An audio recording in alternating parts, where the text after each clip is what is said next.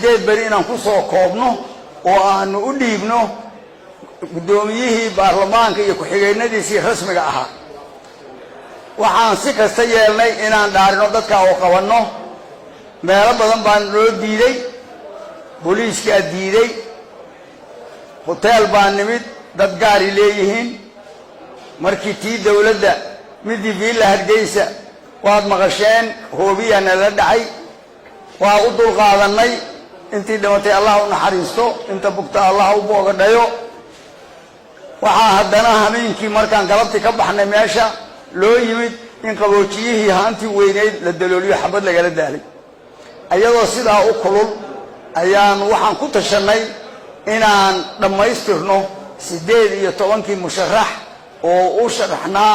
gudoomiyayaasha baarlamaanka iyo ku-xigeenadooda iyo kuwa ku sii xiga intaas waxaan ugu ayadoo kulul intaan shaararka la baxnay ayaanu meesha kuleelka ku sameynay waan aragnay inaan sii wadi karin waa ka soo baxnay waxaan isnaa aan teendhada afasiyoone nabadgelyo u doonano waana la kaga daba yimid taliyii booliiska yimid iyo ku-xigeenadiisii qaar ah waana la ka soo eri waana la diiday meel baan fariisanay annagoo la waajibaadkiina guta waa suurtoob weey irdiyo dhan baa la xiray hadda markii ugu dambeysay markaan meel nimid oo dadkii yimaadeen oo nidaamkii oo dhan la joojiyay waxaa dhacday xabad in de hotelka ninkii lahaana Allah ka samaysiyo cidda u magi doonto ma aqaan inta la yimaado in xabad lagala daalo hotelka waxa soo dhacaya waxa weeyaan waxba dhismin waxaan moodayay in la helay way aragnimo ku filan in dawlad la helo oo dalku dago oo ummaddu dhibaato ka yaraato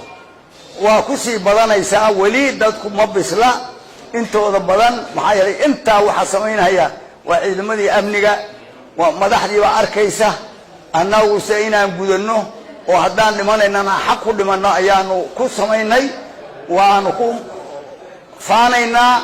haddana insha Allah bariya saa dambe waxa dhici doona inay yimaadaan gudoomiyaasha aqalka sare iyo aqalka hoose iyo ku-xigeenadooni sidaasaan Soomaaliya ugu hambalyeynayna waxa dhacayna in la ogaado Soomaali meel ay joogto waa loo baahan yahay inaysan dhab ahayn dawlad la dhiso